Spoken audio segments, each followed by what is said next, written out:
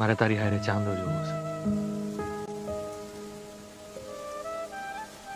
હરી, આપણા નસીબમાં એક હારે ચાંદો જોવાનું નથી લખ્યું ને તું મારા બાપુને ઓળખતો નથી.